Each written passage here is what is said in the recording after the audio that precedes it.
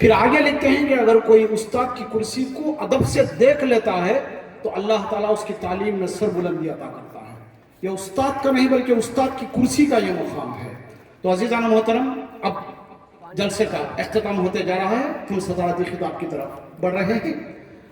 ظاہر سی بات ہے کہ ڈاکٹر ممتاز احمد خان صاحب نے، بانی الامین نے جو ادارے قائم کیے، اس کے اندر قوم و ملت کی ترقی سب سے اہم مادہ تھا. اس کے ساتھ ساتھ جو نام الامین ہے یہ حضور اکرم صلی اللہ علیہ وسلم کی نسبت سے ہے، جس کو جناب عبدالقیوم صاحب نے بھی دہرایا، ارباز صاحب نے بھی دہرایا. کسی شاعر نے بہت خوب کہا کہ نسبت ہوئی ہے جب سے مجھے تیرے نام سے، نسبت ہوئی ہے جب سے مجھے تیرے نام سے، دنیا پکارتی ہے بڑے احترام سے. تو حضور کون و مکان صلی اللہ علیہ وسلم کے نام نامی اسم گرامی کا ادب ہے، احترام ہے، جس کا خود خدا احترام کرتا ہے.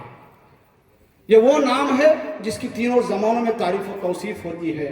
اسی نام کی برکت ہے کہ ڈاکٹر صاحب نے اپنی زندگی میں 240 پر 7 ادارے قائم کیے، کشمیر سے لے کر کنیا کماری تک، جو آج بھی قوم و ملت کی خدمت میں سرگراں ہیں. تو آج کے اس پروگرام میں الحمدللہ یہ 3 روزہ مقابلوں میں ڈگری سے 145 طلبہ و طالبات، ہائی اسکول سے 120 طلبہ و طالبات اور پی یو کالجز سے 201 طلبہ و طالبات، کل ملا کر 440 پر 6 طلبہ و طالبات اس پروگرام میں حصہ لے رہے ہیں. میں تمام کو دل کے عمیق گہرائیوں سے، اپنی طرف سے، مینجمنٹ کی طرف سے، تمام پرنسپالوں کی طرف سے، تمام اساتذہ کی طرف سے، آپ کو اور جج صاحبان کو، آپ کے اداروں کو، آپ کو جو اساتذہ لائے ہیں ان کو تمام کو دل کے عمیق گہرائیوں سے شکریہ ادا کرتے ہوئے صدر محترم کے خطاب کی طرف آگے بڑھتے ہیں. میں آج کے جلسے کے صدر محترم المقام جناب اقبال احمد بیگ صاحب، جو ہمارے الامین اداروں کے ممبر ہیں، میں آپ سے ادباً گزارش کرتا ہوں کہ اپنے صدارتی خطاب سے ہمیں سرفراز فرمائیں.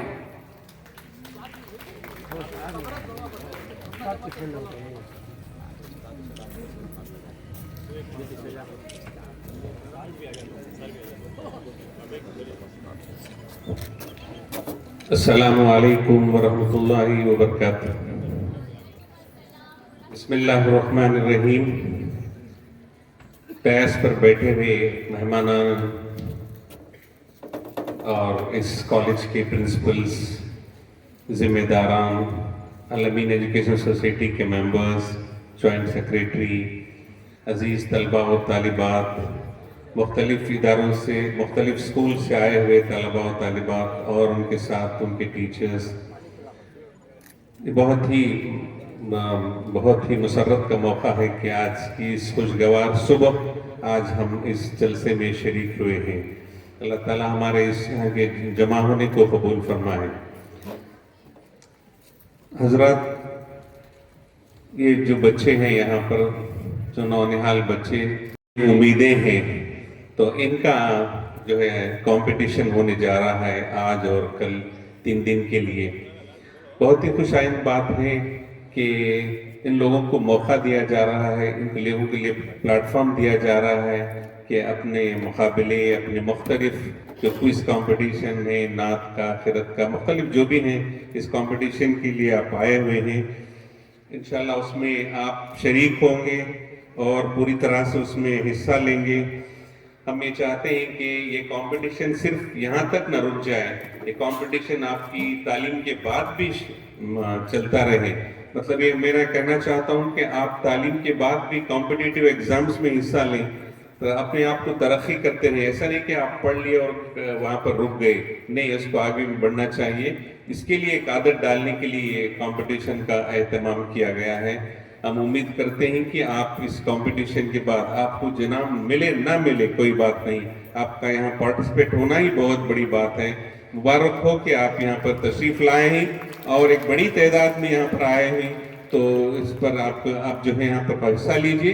اس کمپٹیشن کو ہمیشہ تک آپ جاری رکھیے. کالج کے زمانے کے بعد بھی مختلف امتحانات میں بھی ہم آپ کو چاہے تو گائیڈ کریں گے کہ کیا امتحانات ہوں گے جس میں آپ کو حصہ لینا پڑے گا، بڑے بڑے پوسٹ میں جا کر شریک ہوں گے اس طرح سے. تو میں یہاں پر ایک بڑی تعداد میں ٹیچرز بھی نظر آ رہے ہیں، میں ان سے یہ گزارش کرتا ہوں کہ ان بچوں کو اب جب آپ کلاس روم میں پڑھاتے ہیں تو اپنی کلاس جو 1 گھنٹے کی ہوتی ہے اس میں 5 یا 10 منٹ ان پھول جیسے بچیوں کی تربیت کیجئے گا. یہ آگے چل کر جو ہے یہ تربیت بہت کام آئے گی. ان کو صحیح رخ زندگی کا بتائیے، کیا صحیح کیا غلط ہے ان کو بتائیے گا. یہی وہ عمر ہے جس میں جو ہے وہ بہک جائیں گے. تو اس لیے ٹیچرز کی ذمہ داری ہوتی ہے. اکثر دیکھا گیا ہے کہ والدین یہ کام نہیں کر پاتے. ان میں کبھی قابلیت، کبھی کا فقدان ہے، کبھی ان میں تعلیم نہیں ہوتی، کبھی ان کو ماحول نہیں ہے. لیکن استاد کا، اساتذہ کا یہ فرض ہے کہ ان کی تربیت کرے کچھ دیر کے لیے. اس کا بہت بڑا فائدہ ہوگا. ہم نے کئی جگہوں پر اس کا تجربہ کیا ہے، اس سے اچھے نتائج نکلیں گے. میں ایک چھوٹی بات ابھی تھوڑی دیر پہلے کہہ رہا کہ میں ایک مسجد سے تعلق ہے بنگلور میں، مسجد معمور. ہم لوگ بچوں کو تربیت کرتے ہیں 5 اور 12 سال کی عمر کے، یعنی ان کو ہم سے دور دین سے بیزاری نہ ہونے پائے. اس لیے ہم کو مسجد کے ماحول میں ان کو کھلا کر کھلا کر ان کی ہم تربیت کرتے ہیں. تو ایک پیرنٹ، ایک ان کی جو لڑکی جو ہم لوگ کافی سال سے چلا رہے ہیں، تو ایک صاحب آ کے بولتے ہیں کہ جو لڑکی جو ہمارے آپ کے ہاں اسٹوڈنٹ تھی وہ ہمارے ہاں بہو بن کر آئی ہے اور ہمارے گھر کو دینی بنا دی ہے، مذہبی بنا دی ہے، اور ہمیشہ کہتی ہے کہ مسجد میں ہم نے وہ سیکھا جو سیکھا. اب بتائیے کہ کیا آپ نے میجک کی ہے ان بچوں پر؟ ہم نے کہا کچھ نہیں کیا. ان میں ہم نے ایک چنگاری لگائی تھی، ان کی ایک تربیت کی تھی، ان کی ذہن سازی کی تھی. وہ آگے چڑھ کر اس طرح کر رہے ہیں. تو اسی طرح سے میں اساتذہ اکرام سے اس وقت مؤدبانہ گزارش کرتا ہوں، ادباً گزارش کرتا ہوں کہ ان بچوں کی تربیت کا تھوڑا سا خیال کیجئے گا، اور یہ آگے چل کر جو ہے بہت ہی نیک اور بہت ہی فعال، اور جس گھر میں جائیں گے تو ایک گھر کو، خاندان کو جنت بنائیں گے. یہ میری آپ سے گزارش ہے. ایک اور چیز میں آپ سے کہنا کہوں کہ آپ جب سکولز میں داخلہ لیتے ہیں تو آپ جو ہے ڈراپ آؤٹ نہ ہو جائیں. تو کوئی 6 میں ڈراپ آؤٹ ہو گیا، کوئی 5 میں ڈراپ آؤٹ ہو گیا، اس طرح کی چیزیں ہوتی ہیں. تو آپ جو ہے اس کو تعلیم کو، سلسلے کو جاری رکھیے. آپ کے کوئی پرابلمس ہے تو ہمارے اساتذہ کو بتائیے گا، ہمارے ہیڈ مسٹرز، ہمارے پرنسپلز کو بتائیے گا. آپ کے کوئی مسائل ہیں تو یہ بہت بڑا مسئلہ اس امت کا ہے. تو اس طرح سے جو ہے ہم وہ نہ ہو.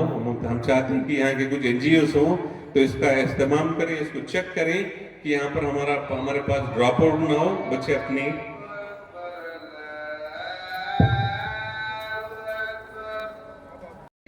ایسی زرخیز کے، ایسی شاندار کے جو یہاں پر یہ سونا اگلنے والی زمین ہے. آپ نے دیکھا کہ یہاں سے KGF میں یہاں پہ کتنا مائنز سونا نکلا ہوا تھا. تو یہ نہ صرف سونا نکلا ہوا تھا بلکہ اردو کے بہت بڑے ادیب شاعر بھی یہاں پر پیدا ہوئے. یہ اردو کا بہت بڑا گہوارہ رہا ہے. یہاں پر کتنے ہی ادیب و شعراء پیدا ہوئے ہیں. اور اس وقت بھی بنگلور میں، اس وقت شہر میں دیکھتے ہیں کہ کافی بغلہ کولار سے نکلے ہوئے لوگ ہی بڑے بڑے عہدوں پر بھی فائز ہیں.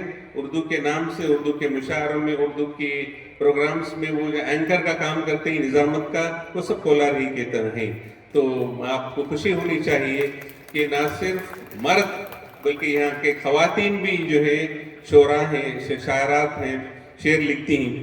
آپ نے شہوار بیگم کا نام بھی سنا ہوگا کہ ایک بڑے اردو ادب کے خاندان سے کولار کے تعلق رکھتی ہیں. وہ بھی شاعری کرتی ہیں، بڑے اچھی شاعر تھیں.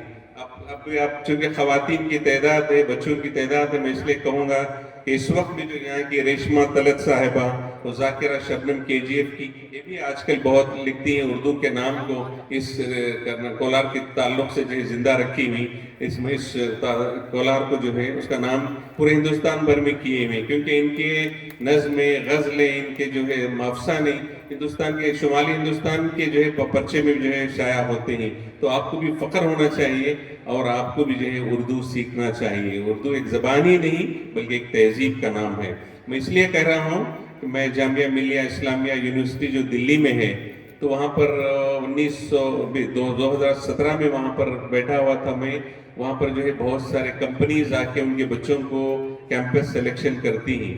تو اردو کے ڈپارٹمنٹ میں ہم بیٹھے ہوئے تھے کہ وہ شاپر رسول صاحب وہاں کے ہیڈ آف دی ڈپارٹمنٹ تھے. تو ان کو ایک کمپنی نے آ کر ان سے پوچھا کہ آپ کے اردو اسٹوڈنٹس کو دیجئے گا کہ ہم ان کی انٹرویو کرتے ہیں، ان کا پلیسمنٹ کرتے ہیں. تو انہوں نے پوچھا کہ کیوں؟ انہوں نے کہا کہ اردو کے بچے بہت مہذب ہوا کرتے ہیں.